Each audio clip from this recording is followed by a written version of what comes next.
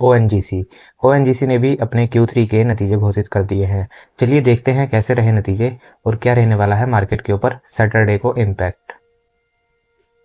क्योंकि इसके नतीजे मार्केट आवर के बाद आए थे, यानी कि मार्केट क्लोज होने के बाद, तभी इसका जो इम्पैक्ट है वो सैटरडे को यानी कि कल के दिन मार्केट में इम्पैक्ट देखने को मिलेगा। कल मार्केट खुलेगी, जैसा कि आपको पता ही होगा, कल बजट पेश होगा, इसलिए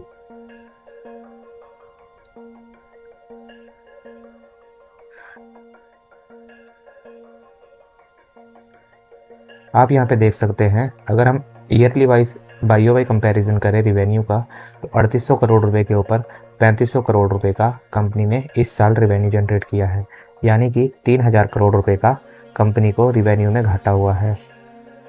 अगर हम कंपनी का क्वार्टरली बेसिस पर यानी सीक्वेंस बेसिस पर कंपैरिजन करें तो 38,000 करोड़ के ऊपर 35,000 करोड़ रुपए ही कंपनी का क्वार्टरली बेसिस पर रिवेन्यू जनरेट हुआ है। इसका मतलब क्वार्टरली बेसिस पर देखें या ईयरली बेसिस पर देखें, कंपनी ने दोनों ही तरह से 3,000 करोड़ रुपए का रिवेन्यू में नुकसान करवाया है।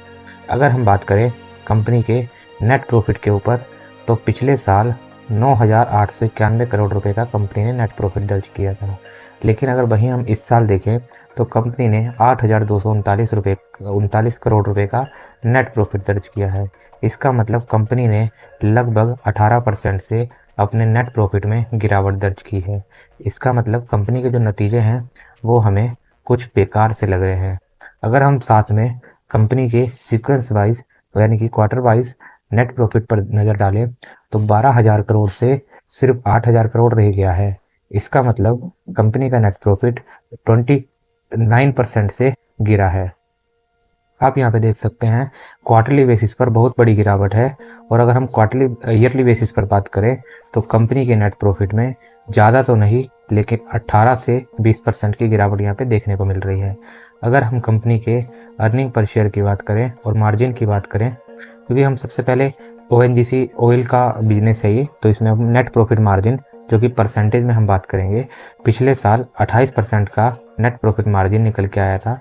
इस बार वह मार्जिन सिर्फ 24% कंपनी का रह गया है। इसका मतलब कंपनी ने जितना रिवेन्यू जनरेट किया उसमें उसके ऊपर उसका जितना एक्सपेंसेस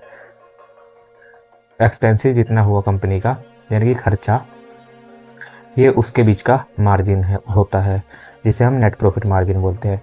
अगर कंपनी ने साथ में, जैसे कि इसमें डेप्रीशिएशन जिसको इबिट बोलते हैं या इबिट्टा बोलते हैं, डेप्रीशिएशन और इंटरेस्ट देने के बाद कंपनी ने जो उसका नेट प्रॉफिट बचा उसके हिसाब से हम इसका नेट प्रॉफिट मार्जिन, मतलब कि जो इसका खुद का पैसा बचा, प्रॉफिट आफ्टर टैक्स के बाद जो इसका प्रॉफिट मार्जिन बचा वो सिर्फ 24% ही बचा, जो कि 28 या उससे ज़्यादा होता तो मार्केट में एक अच्छा इम्पैक्ट देखने को मिलता।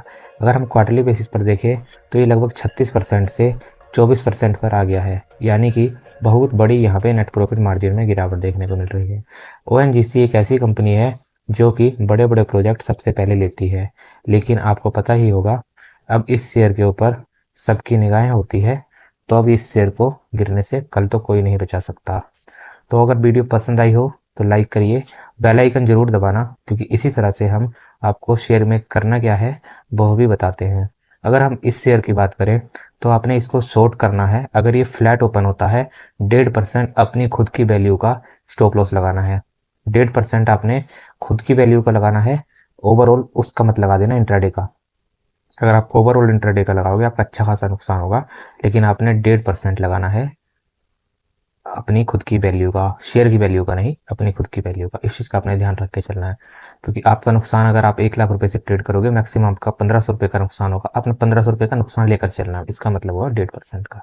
अगर आप शेयर मार्केट के ऊपर लगा के चलोगे कि मेरा 1.5% का नुकसान होना चाहिए, तो इंट्राडे के हिसाब से 5 टाइम आपको लिवरेज मिलेगी, और उस 5 टाइम के हिसाब से आपका 7 से 8% का, मतलब कि 7 से 8 हज़ार रुपये का आपका नुकसान हो जाएगा। तो आपने उस चीज़ से बच के चलना है। तो ये था इस वीडियो में जो आज इसका लेखा जोखा था इस कंपनी का। अब मिलते हैं नेक्स्ट वीडियो में नेक्स्ट रिजल्ट के साथ थोड़ी देर में। Take care. हाँ, सब्सक्राइब करके बिल्कुल जाना, बिना सब्सक्राइब करे मत जाना, कि हम मार्केट आवर के बीच में भी लेटेस्ट नतीजे जो भी आते हैं उनको भी उनका एनालिसिस करके आपको बताते हैं कि उसमें क्या करना चाहिए, और तभी कुछ करिए जब हम आपको बताएंगे, नहीं तो कुछ मत करिए। मिलते हैं इस वीडियो में।